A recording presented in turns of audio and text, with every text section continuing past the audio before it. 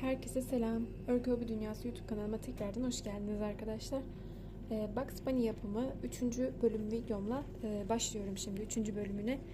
İlk videoda parçaları örmüştük. Bütün parçalarını. İkinci videoda da yüz şekillendirmesini tamamladık. Artık kafayı tamamladık. Bu videoda da ayaklarından başlayacağız örmeye. Artık video süremiz dolana kadar bacaklar, gövde, şu göbeği hepsini örmeye çalışacağız. Vakit kaybetmeden videomuza başlayalım. Zaten iplere, tığ bilgisini yani ip bilgisini, ip numarasını hepsini ilk videomda paylaşmıştım arkadaşlar. Yeni videomu yeni görenler, bu videomdan başlayanlar ilk videomdan bilgi alabilirsiniz. Şimdi örmeye başlayalım. Evet, beyaz ipimi aldım arkadaşlar. Beyaz ipimle başlıyorum ayağa, daha sonra griye geçiş yapacağım. Şu şekilde bir tane sabitledim. Zincir çekerek başlıyoruz. Şimdi 10 tane zincir çekiyorum. 1 2 3 4 5 6 7 8 9 ve 10 tane zincir çektim. Son çektiğime değil, bir sonrakinden, en son değil bir sonrakinden 3 tane sık iğne örüyorum içine. 1 2 3 tane sık iğne ördüm. Birinci sıraya başladık arkadaşlar. 3 sık iğne ördük. Şimdi sonda bir tane kalana kadar sık iğne öreceğim zincirlerimin içine. 1 2 3 4 5 6 7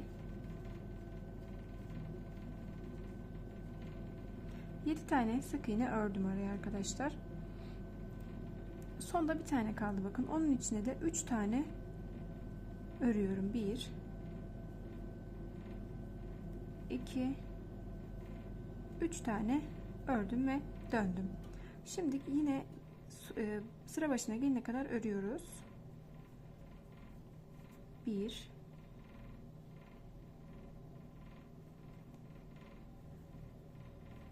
2 3 4 5 yine 7 tane olması lazım. Ay, odaklamamış. 5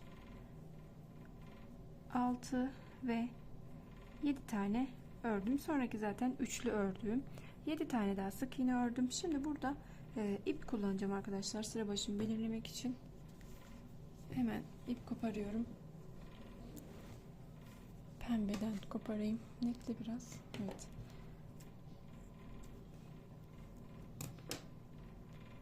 Evet, sıramı tamamladım. İpimi ayarladım. Onu takıyorum buraya.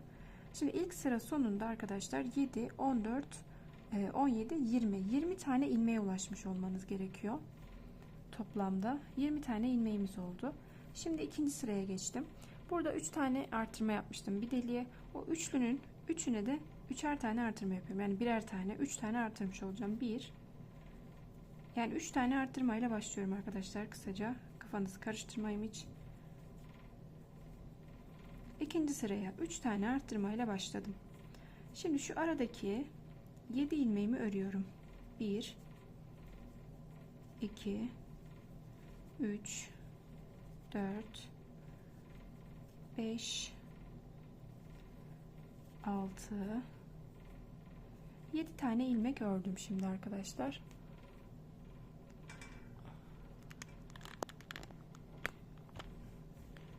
Şöyle odaklasın. Şimdi 3 tane artırma yapacağım 7 ilmekten sonra.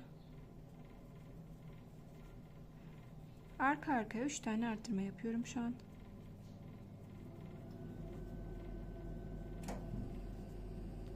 Evet, 3 tane arttırdıktan sonra sıra sonuna kadar kalan 7 ilmeğimi örüyorum. 1 2 3 4 5 6 ve 7. İkinci sıramı da tamamladım arkadaşlar. 3 burada ilmek arttırdım. 3 de burada 6 tane ilmeğim arttı. Yani ikinci sıra sonunda 26 tane ilmeğe ulaştım. Şimdi 3. sıradayım. 3. sıraya bir ör bir arttırla başlıyorum. Bir ör bir arttır. 3 defa yapacağım arkadaşlar bunu. Birinciyi yaptım.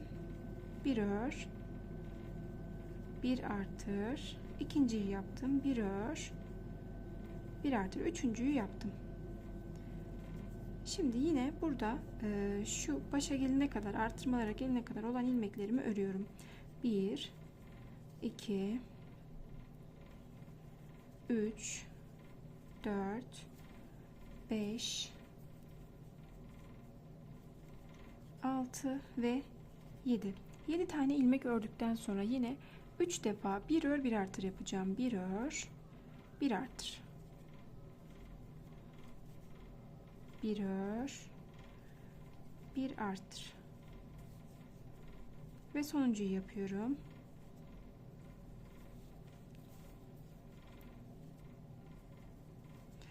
Geriye kalan 7 ilmeğimi örüyorum sıra sonuna kadar.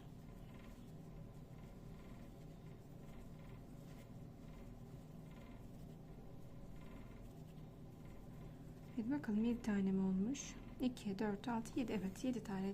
Değişen bir şey olmamış. Yanlışlık yapmamışız yani. Şimdi 3 burada 3 burada artırdım. 26 ilmeğimin üstüne 6 ekliyorum ve 32 tane ilmeğe ulaşmış oluyorum arkadaşlar. 3. sıra sonuna. Şimdi 4. sıradayım. 2 ör bir artırla başlıyorum. 3 defa yapacağım. 2 ördüm. 1 artırıyorum. Yine 2 ördüm. 1 artırıyorum.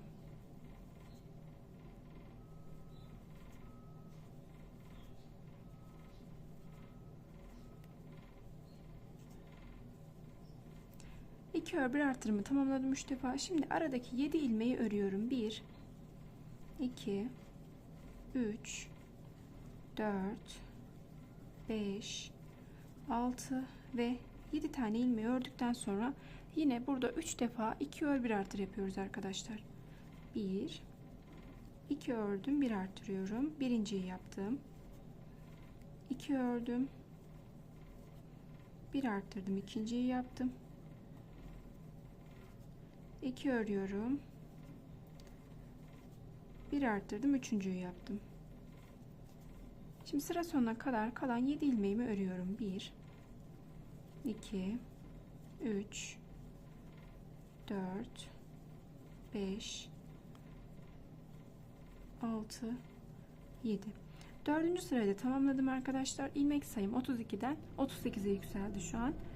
Son bir sıra bir artırmamız var. Onu da yapalım. 5. sıradayız şu an. 3 ör bir artırla başlıyoruz. 1 2 3 ördüm, 1 artırıyorum. 3 defa tekrarlıyorum bunu. İkinci 3 ör bir artırımı yaptım. Şimdi sonuncuyu yapıyorum. 1 2 3 ördüm, 1 arttırıyorum. Evet, 3 ör bir artırlarımı tamamladım. Şimdi 7 tane ilmek örüyorum burada arkadaşlar. 1 2 3 4 5 6 ve 7. Şimdi 7 ilmeğimi ördükten sonra yine 3 ör bir artır yapacağız. 3 defa arkadaşlar, yine hep aynı ilerliyoruz. Bakın sırayla 3 tane ördüm, bir tane arttırıyorum.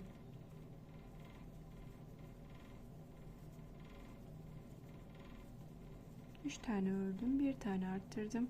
İkinciyi yaptım, sonuncuyu yapıyorum. 1 2 3 ördüm, sonuncu artırmam yaptım. Geriye kalan 7 ilmeğimi de örüp 5. sıramı tamamlıyorum. 1 2 3 4 5 6 ve 7 tane ördüm arkadaşlar. Artırmalarımı tamamladım. 6 tane daha artmış oldu. İlmek sayım 38'den 44'e yükseldi. Bakayım bir karışıklık olmasın. Evet, 44 tane ilmeğim var şu an arkadaşlar. 5. sıra sonundayım. Şimdi 6. sıraya geçiyoruz. 6, 7, 8 ve 9. 6, 7, 8, 9. 4 sıra. Evet. Yanlış saymayayım. Parmakla sayıyorum bazen. 4 sıra boyunca arkadaşlar 44 ilmeğimi örelim. Örelim. Oradan videomuza devam edelim. Artırmalarımız bitti artık. Düz bir şekilde 4 sıra örelim. Oradan gri iple devam edeceğiz arkadaşlar. Bilginiz olsun. İpinizi hazırlayın. Ördükten sonra renk değişikliği ile örmeye devam edeceğiz. Evet, 4 sıramı tamamladım. Şimdi son bir ilmeğim kaldı, bakın. Onun içine giriyorum. İpimi alıyorum. Bunu gri ile kapatarak renk değiştireceğiz arkadaşlar. Şöyle gri ipimle alıyorum son ilmeğimi. Şu pembeyi şuraya getiriyorum. Koyuyorum ve bir tane öreceğim burada. Bir tane ördüm. Şunu düğümleyip devam edeceğim. Beyazı kesiyoruz burada arkadaşlar. Düğümümü atacağım, devam edeceğim.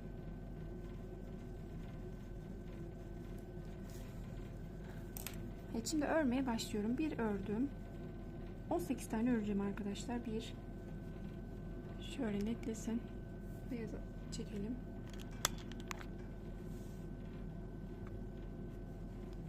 2, 3, 4, 5, 6, 7, 8, 9, 10, 11, 12, 13, 14, 15, 16, 17 ve 18 tane ördüm arkadaşlar. Evet, şimdi buradan 12 tane arka arkaya azaltma yapacağız arkadaşlar. Başlıyorum. 18 ilmekten sonra 12 tane azaltma yapıyoruz. 1, 2, 3, 4, 5, 6, 7,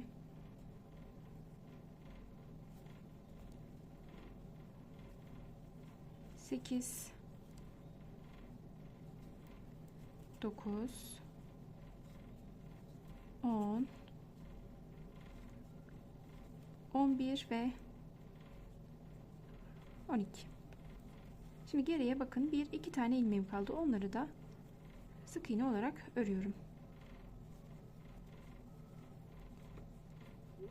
2. Bu bizim kaçıncı sıramızda? 10. sıramızda arkadaşlar. 10. sırayı tamamladık. Şimdi 11. sıradayım. Hemen takıyorum. Evet, şimdi 10. sırayı tamamladık. 11. sıradayız. 11. sırada hemen 16 tane sık iğne örüyoruz. 1, 2, 3, 4, 5, 6, 7, 8, 9, 10, 11, 12, 13, 14, 15 ve 16 tane sık iğne ördüm. Şimdi 7 tane azaltma yapacağım arka arkaya arkadaşlar.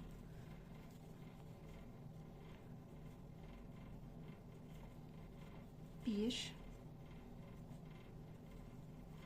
2, ses ne ya? 3, 4, 5, 6 ve 7 tane azalttım. Geriye 2 tane ilmeğim kaldı. Onları da düz bir şekilde örüyorum. ilmek sayım 25'e düştü arkadaşlar. Şimdi 12. sıradayım.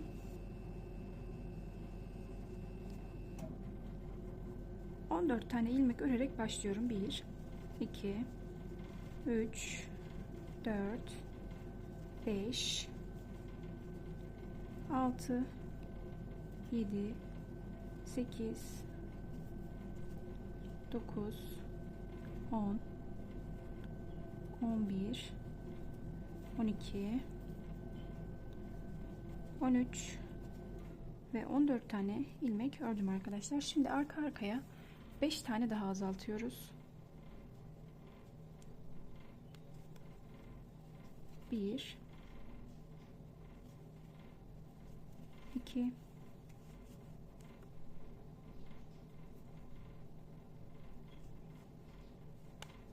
3 4 ve 5 tane daha azalttım ve bir tane ilmek kaldı, onu da düz ördüm. Geriye 20 tane ilmeğim kaldı arkadaşlar. Şöyle düzelttim. İçini doldurunca düzelecek arkadaşlar. Biraz sıkın buraları örerken. 12. sırayı da tamamladım. İlmek sayım 20'ye düştü. Şimdi 2 tane daha bir azaltma yapacağım burada. 13. sıradayım. Hemen örmeye başlıyorum.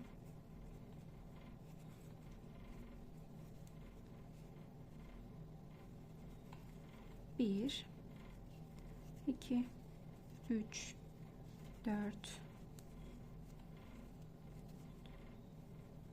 5, 6, 7, 8, 9,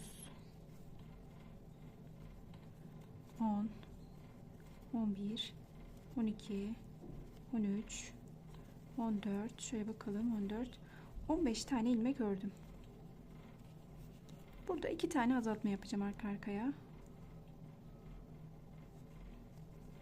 1 ve 2. Son bir ilmek kaldı. Onu da düz bir şekilde örüyorum. Ve azaltmalarımı tamamladım arkadaşlar. 13. sırayı da tamamladım. İlmek sayım 18'e düştü arkadaşlar. 18 tane ilmeğimi şimdi uzun bir sıra öreceğim. Şöyle hemen bakalım. Son azaltmamız burada, bakın.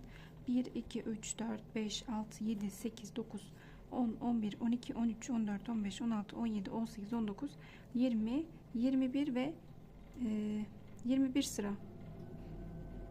21 sıra örüyoruz arkadaşlar. Düz bir şekilde 21 sıra örelim. Oradan gövdeyle devam edelim ya da ellerle. Artık bakalım, ona karar vereceğim şimdi. Hangisini önce yapmalıyız, ona karar vereceğim. Siz 2 tane ayakları örün. Belki gövdeyle, belki ellerle devam ederim şimdi. 18 ilmeğimiz var. 18 ilmeğimizi 21 sıra boyunca örüyoruz arkadaşlar. Evet, şimdi el yapımıyla devam edelim arkadaşlar. Parmaklarımızı yapalım. İki eli de göstereceğim. Kafanız karışmaması için sağ ve sol el olarak ikisini de göstereceğim şimdi. Zaten şuraya kadar aynı. Sadece şu parmağın olduğu sıra biraz farklı. Sayıları farklı. Onun dışında geriye kalan bir üst sırada aynı. Gerisi de full aynı. Sadece bir sıralık bir fark var. İkisini de göstereceğim şimdi. Evet, şimdi ele başlıyoruz. Şöyle sihirli halkamı yapıyorum arkadaşlar. Sihirli halkayla başlayacağım ellere. Bir tane sabitledim. Şimdi 4 tane sık iğne başlıyorum içine. 1 2 3 ve 4. Çekiştiriyorum. Evet, şimdi 3 sıra öreceğim. 4 ilmeğimi, yani 3 6 diyorum, 3 bir saniye, 4 ilmeğim var. 4 8 12 tane ilmek öreceğim arkadaşlar arka arkaya. 3 nereden çıktı acaba? 4 tane ilmeğim var. 12 tane sık iğne öreceğim dönerek. Yani 3 sıra örmüş olacağım. 1. Buralar biraz zor arkadaşlar. 1 2. Zorlanmanız çok normal.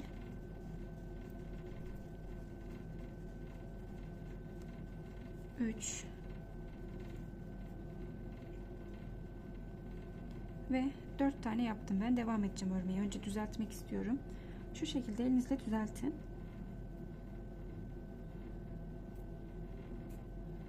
Bakın şu şekilde düzeltirseniz rahat edersiniz. Netle canım, netle. Şöyle düzeltin elinizle. Şimdi örmeye devam ediyorum. 4 olmuştum ben. 4.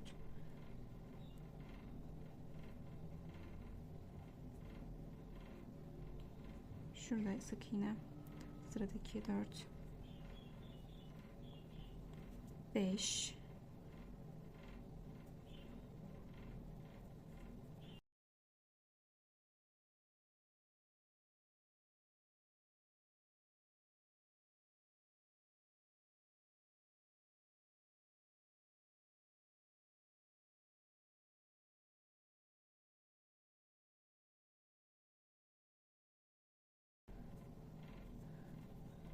12 tane ördüm arkadaşlar. Şimdi zincir çekeceğim. 1 2 3 4, şöyle 4 5 tane zincir çekiyorum. Dördüncünün içine, yani bir öncekinin içine 4 tane ilmek başlayacağım. 1 2 3 ve 4. Yine 12 tane sık iğne öreceğim. Daha ince uçlu bir tığınız varsa onu örün arkadaşlar, zorlanıyorsanız. 1 2 3. Şöyle düzeltirseniz biraz kolaylaşır. 3 ve benimki 4 oldu şu an. Şöyle düzelteceğim.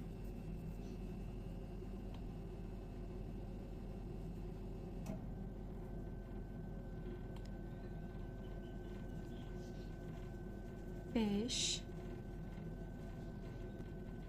6, 7, 8, 9, 10, 11 ve 12. Tamamladım arkadaşlar. Yine 5 tane zincir çekiyorum. 1 2 3 4 5 tane zincir çektim. Dördüncünün içine yine 4 tane ilmek başlıyorum. 1 2 3 ve 4 tane ilmek başladım. 12 tane sık iğne örüyorum yine. 1 2 3 4 5 6 7 8 9 10 11 12 12 tane sık iğne ördüm arkadaşlar. Şimdi burada 2 tane sık iğne daha öreceğim. Birinci sıraya başlıyorum şimdi. 2 tane örüyorum. 1 bir saniye, ilmek belirleyicimi takıp böyle devam edeceğim. Hemen bir tane daha kesiyorum.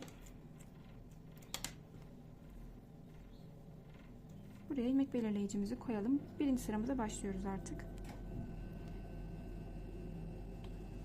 2 tane öreceğim bu parmaktan. 1 2 tane ördüm. Ay net çek artık ya. 2. İnşallah net oluyordur ya. Ben tam göremiyorum çünkü. 2. Şimdi bir yandaki parmağa geçiyoruz arkadaşlar. 2 tane de bu elden sık iğne örüyoruz.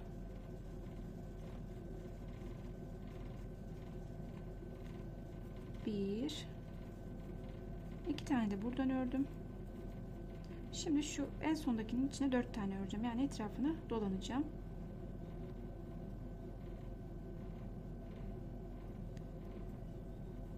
1 çok sıkmışım bunu. 1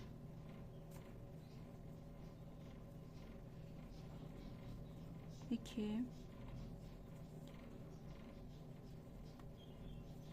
3 ve 4 tane ördüm.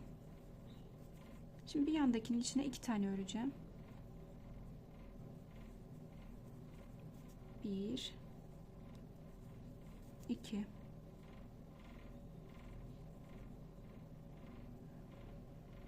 Parmak hepsi 12 tane ördüm. Boyutlarına bakar mısınız? Çünkü bunu tam düzeltememişim. Şöyle bakın. Bakın şimdi eşitlendiler. Yani düzeltme çok önemli. 2 tane bunu ördüm. Şimdi şurada 2 tane daha ilmeğim kaldı. Onları da örüyorum. Şöyle hemen 1 2. Şimdi birinci sırayı tamamladım arkadaşlar. Buraya kadar iki elimde aynı arkadaşlar. İki elde buraya kadar aynı yapıyorsunuz. Şimdi bu elin üstünde iki eli de göstereceğim size. Şimdi önce hangisini gösterelim? Önce bu eli, bu hangi eli? Sağ eli için hemen bir sık iğne örüyorum. Bakın sağ eli gösteriyorum şu an. Bir sık iğne ördükten sonra 1 2 3 4 tane zincir çekiyorum. Hatta 5 tane zincir çekiyorum. Dördüncünün içine başlıyorum. 4 tane ilmek. 1 2 3 4 tane ilmek başladıktan sonra yine ister 10 ister 12 size kalmış. İstediğiniz boyutta örüyorsunuz. Ben 12 tane yapacağım. 1 2 3. Bakın düzeltmediğim için çıkmadı ortaya. 3. Şöyle elimizle düzeltiyoruz. 3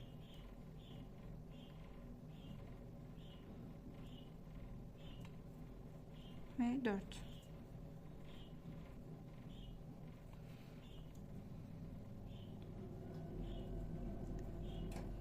5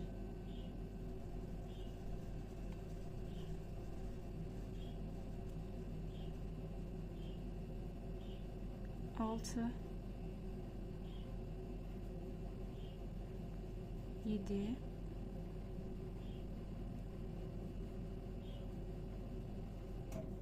8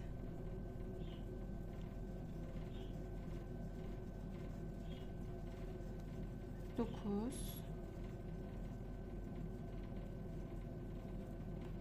10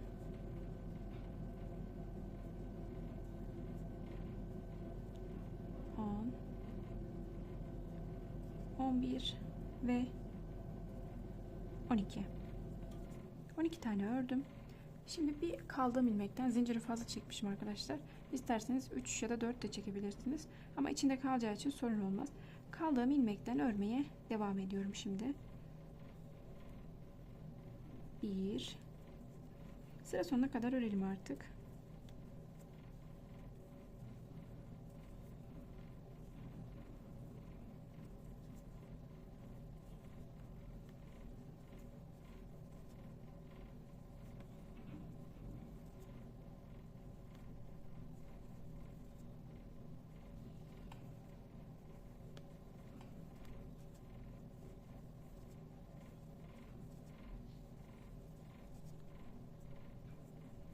Şimdi şurayı da göstereceğim arkadaşlar. Sonra diğer eli göstereceğim söküp. Şimdi bir sık iğnem vardı burada. Önce onu öreceğim.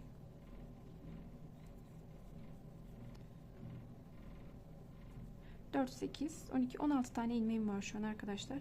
Bu sırada 2 ör biraz alt yapacağız. 2 tane ördüm.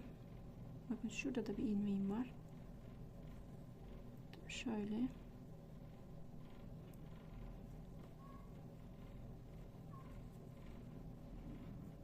Direkt elden şuradan bakın şöyle çeviriyorum. İlk zinciri başladığım kısımdan örüyorum. 1 İkinciyi elden ördüm. Bir tane azaltıyorum burada. Bu sıra boyunca 2 ör biraz alt yapacağız arkadaşlar. Şimdi bir tane elden öreceğim.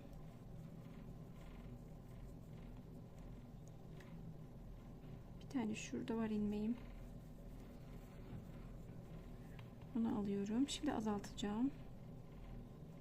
Bu süre boyunca 2 ör biraz alt yapıyoruz arkadaşlar. Zaten 4'er ilmekten 4, 8, 12, 16 tane ilmeğimiz var. 2 ördüm. Bir azaltıyorum. Son kez 2 ördüm. Bir azalttım. Evet, bir tane fazla geldi benim. Şu arada büyük ihtimalle fazladan ilmek aldım. Onu birazdan düzenleyeceğim arkadaşlar ama kalmaması lazım. Şimdi sökeceğim zaten bunu. Sizde kalmaması lazım eğer doğru yaptıysanız. Eğer kalıyorsa da hiç sıkıntı değil.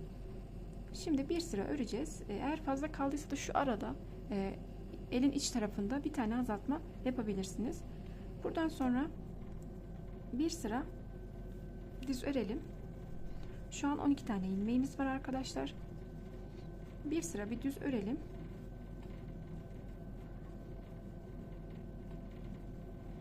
Bir,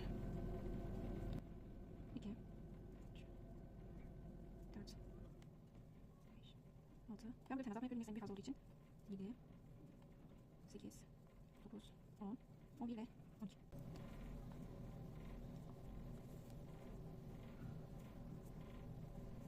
12. ...12 tane ilmeğim var arkadaşlar şu an. 4 ör bir azalt yapacağız bu sırada.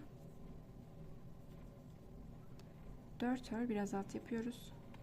1, 2, 3, 4 ördüm, bir azaltıyorum. Bir kez daha. 1, 2, 3, 4 ördüm, bir azaltıyorum.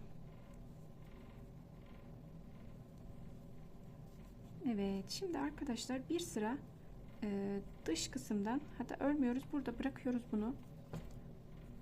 Böyle bırakalım. Gri ipimizi takalım. Parmakları bir türlü eşitleyemedim. Şimdi oldu. Böyle şu kısa olanları çekiştirin. Büyük ihtimalle içte kalmıştır, yerleşmemiştir. Çekerseniz eşitlenir parmaklar. Çünkü hepsi aynı ilmek sayısında. Şimdi gri ipimi aldım. Gri ipimi bağlayacağım arkadaşlar burada. Evet, iç kısımdan bakın, şu iç zincirin iç kısmından girdim. Çektim, bir zincir çektim. Şimdi örmeye başlıyorum buradan. Şu an 10 tane ilmeğim var arkadaşlar. 1, 2,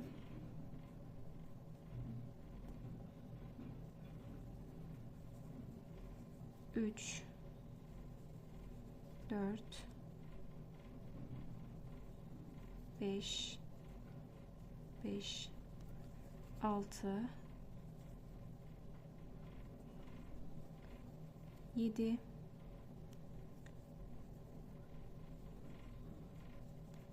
8, 9. Bunu bir zincir çekecektim. Şu beyazı bir zincir çekiyorum. Şu alttaki ön kısma batıyorum arkadaşlar. Şu içinden geçirip bir zincir çektim. Bu burada kalsın arkadaşlar. Buna devam edeceğiz.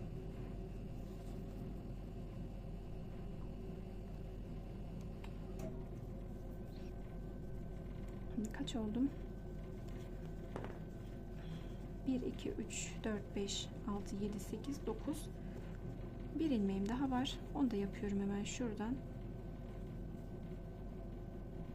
Şimdi aldım. 10 yaptım. Şimdi ilk ilmeğimin içine giriyorum ve oradan örmeye devam edeceğim arkadaşlar. Hiç ilmek kaydırma falan yapmayacağım. Bir sıra daha örelim 10 ilmeğimi. 2, 3, 4, 5, 6, 7, 8, 9 ve 10. Evet arkadaşlar, artık hiçbir şey kalmadı. Sıra belirleyicimi buraya yerleştiriyorum. Gri ile işim bitti arkadaşlar. Başka arttırma eksiltme yok. 30 sıra boyunca öreceğiz artık gri ile. Şu bir tane öreyim. İp de orada kalsın. Şimdi burada şey yapacağız. Şimdi bu dış eldiven gibi görünen kısım var ya, onu yapacağız arkadaşlar beyazla. O yüzden koparmamıştık. Beyazla bir zincir çekmiştim. Bir zincir daha çekiyorum arkadaşlar. Hemen yanındaki ilmeğin içine batıyorum onu. Girdim. Buraya ilmek kaydırma yapacağım. 2 zincir çekiyorum yine. Hemen yanındakine, dış kısmında kalan, beyazın dış kısmında kalanın içine yine ilmek kaydırma yapıyorum. 2 zincir çekiyorum. Sırayla sıra sonuna kadar bunu yapıyoruz arkadaşlar. 1, 2, Bu şekilde burası da. Daha sonra ipi başa geliyoruz. 2. Hemen tamamlayalım. Evet arkadaşlar, sol eli tamamladık. Büyük ihtimalle başlarken ben buna sağ dedim. Bebek bana dönük olduğu için Bugs Bunny. Sol el yaptık ilk olarak. Sol eli tamamladım şöyle. Bakın etrafında tamamladım. Şimdi bunun tek kalan şeyi 30 sıra gri ile öreceğiz. 4 tane ördüm. Bunu o şekilde tamamlayacağım şimdi. İçini doldurarak öreceğiz arkadaşlar. Çok küçük olduğu için hem dolduracağız hem öreceğiz. 30 sırayı o şekilde yapacağız. Şimdi şu kısma kadar birinci sıraya kadar bunu örüyoruz. İkisi de aynı zaten. Orayı gösterdim. Parmakları örüyoruz. Sonra bir sıra toplama yapıyoruz. Şimdi baş parmağımıza başlayacağız. Bu sağ elimiz bizim. Az önceki yaptığımız soldu. Şimdi sağ eli örmeye başlıyorum. Örmeye başlıyorum.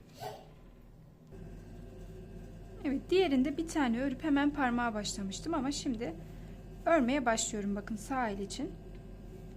1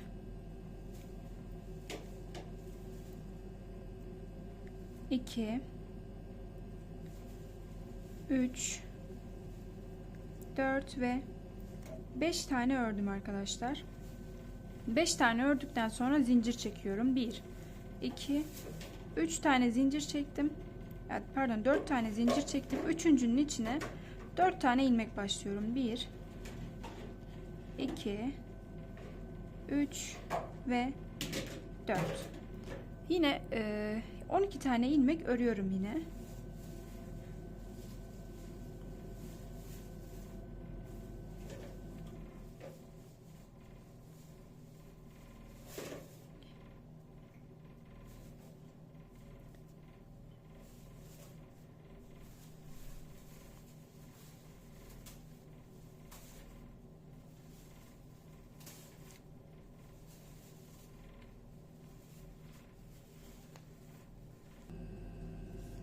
On bir ve 12. 12.'yi de yapıyorum. Ve tamam. Sıradaki ilmeğimden örmeye devam ediyorum arkadaşlar. Az önceki gibi. Geri kalan her şey aynı zaten. Buradan sonraki her şey aynı. İlmek sayımız 12 idi. Bu parmakla beraber 16'ya çıktı arkadaşlar. Şimdi bu sırada biz ikinci sırada parmağı yaptık. Üçüncü sıradayız şimdi. Üçüncü sırada 2 ör biraz alt yapacağız arkadaşlar. Diğerinde yaptığımız gibi. Her şey aynı artık. 1 2 ördüm. Bir azaltıyorum. 1 ördüm burada arkadaşlar. İkinciyi parmaktan öreceğim. Şöyle çeviriyorum sıkıca. En uçtan alıyorum onu.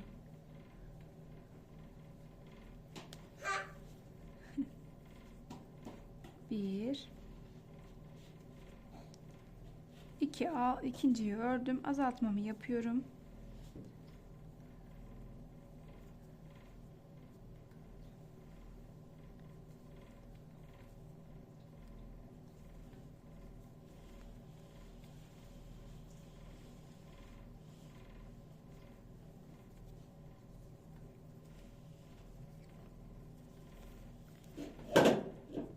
Bakın bu tam denk geldi.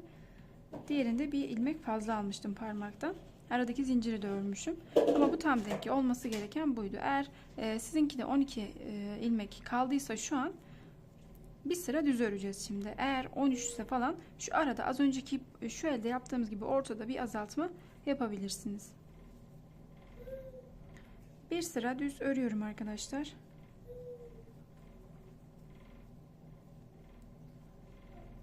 Dördüncü sıradayım şu an. 12 ilmeğimi örüyorum.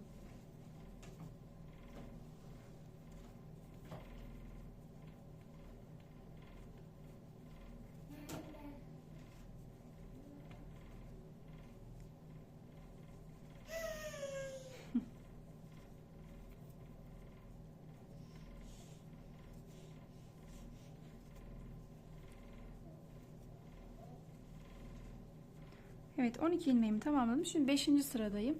5. sırada arkadaşlar 4 ör bir azaltı yapacağız. İlmek sayımızı ona düşüreceğiz. 4 öreceğiz. 2 3 4 ördüm, bir tane azaltıyorum.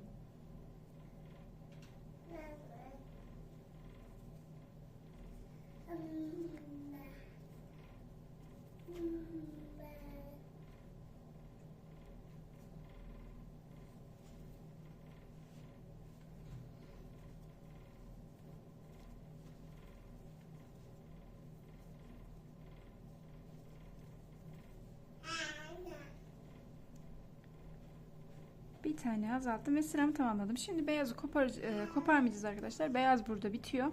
Şimdi şu sıradaki ilmeğimin, yeni sıramın ilk başındaki ilmeğin ön zincirine bu ipimi şöyle örüp buraya bırakacağım arkadaşlar. Bir zincir çekip bırakıyorum. Şimdi gri ipimi alıyorum. Buradan keseyim, bunu bağlarım tekrar. Bunu devam edeceğim ben birazdan.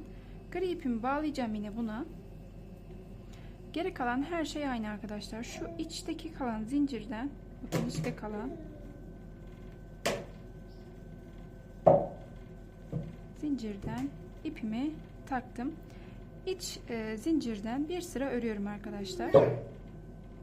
10 tane ilmeğim olması gerekiyor. Az önce de örmüştük zaten diğer elde.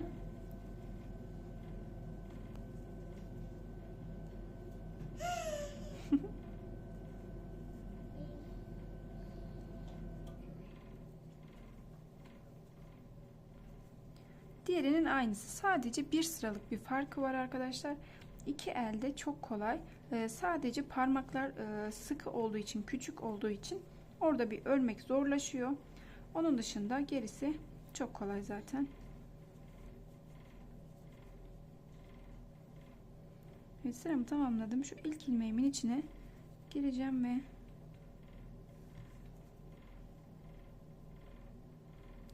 İçte kaldığı için almakta zorlanıyorum. Şimdi alacağım.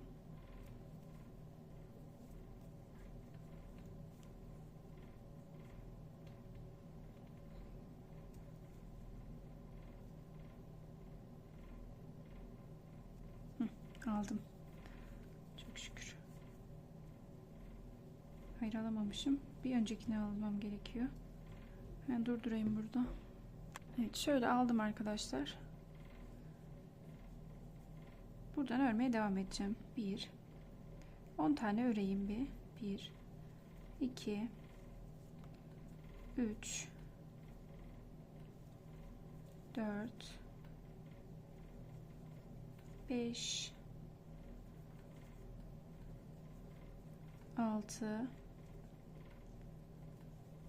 7 8 9 ve 10 sıra başıma geldim. Ay, ipi çekiyor kızım. Kızım dur, sökeceğim. 10 tane ördüm. Burası benim sıra başım. Şu an gri ile ikinci sırayı ördüm. 30 sıra öreceğiz arkadaşlar. 28 sıram kaldı. Öncesinde şu beyaz kısmı tekrar göstermek istiyorum. Diğerinde sonunu gösterememiştim. Şimdi onu göstereceğim arkadaşlar. Aynı şekilde örmeye başlıyorum. Bakın, bir zincir çekmiştim burada. İkinciyi çekiyorum. Hemen yanındakinin içine girip ilmek kaydırma yapıyorum. 2 zincir çekiyorum. Hemen yanındakinin içine ilmek kaydırma yapıyorum. Çok sıkmayın arkadaşlar buraları. 1 2 zincir çekiyorum hemen yanındakine. Sıra sonuna kadar gelelim. Sadece koparıp nereye düğümlediğimi göstereceğim. Şu içteki gri ipe düğümleyeceğiz arkadaşlar, bunun ucunu. Az öncekinde söyleyememiştim çünkü kızım uyanmıştı. Onun yanına gittim. 1 2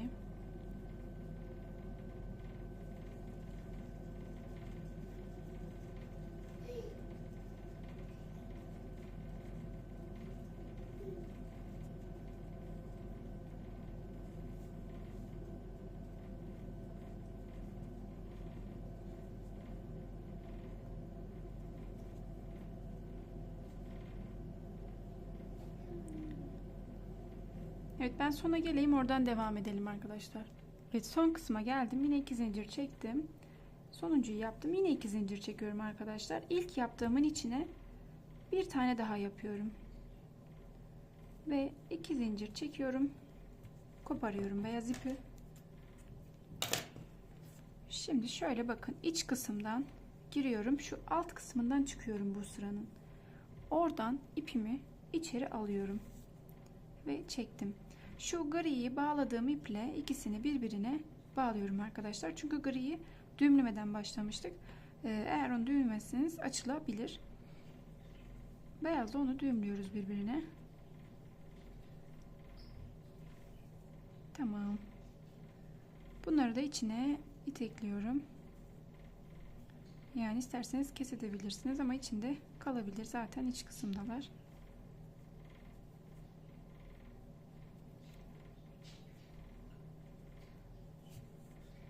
Buradan sonra yapmanız gereken tek şey arkadaşlar 30 sıra bu griyi 30'a tamamlamak. Bir de örerken içini doldurmayı unutmayın. Evet, sağ ve sol ellerimiz hazır arkadaşlar. Ellerin üstüne sayılarını eklerken ben hangi eli ördüğümüzü de oraya düzgün bir şekilde eklerim. Ona da kafanız karışmasın. Şöyle ellerimiz hazır. Şöyle ayağı da göstermiştim. Bundan da 2 tane yapacaksınız arkadaşlar. Burada 21 sıra öreceksiniz. Son kaldığımız kısımdan sonra. En son onda da 13. sırayı örmüştük. 14'ten sonra 21 sıra daha öreceksiniz işte. Bunları tamamlayalım. 4. bölümde de gövdeyi yapalım arkadaşlar. 3. bölüm buraya kadardı. 4. bölümde sadece gövdemiz kaldı. Bir de göbek kısmındaki beyaz yer kaldı. Hemen onu göstereyim. Evet, şöyle arkadaşlar bütün parçaları gösterdim. Sadece ayakları örüp buradan gövdeyi başlayıp gövdeyi tamamlayacağız. Onun dışında şu ortasını göstereceğim bir sonraki videoda. Bir de şu kuyruğunu yapacağız sadece. Bir de dikimleri var. Kolların dikimi var. Onun dışında bir şey kalmadı. Ama yine video çok uzamaması adına videoyu burada bitiriyorum. 4. bölümde görüşmek üzere arkadaşlar. Videomu beğenmeyi, kanalıma abone olmayı ve videomu yorum yapmayı unutmayın. Yorumlar çok önemli benim için. Fikirlerinizi ve görüşlerinizi bekliyorum yani. İzlediğiniz için teşekkür ediyorum. Herkese hayırlı günler diliyorum.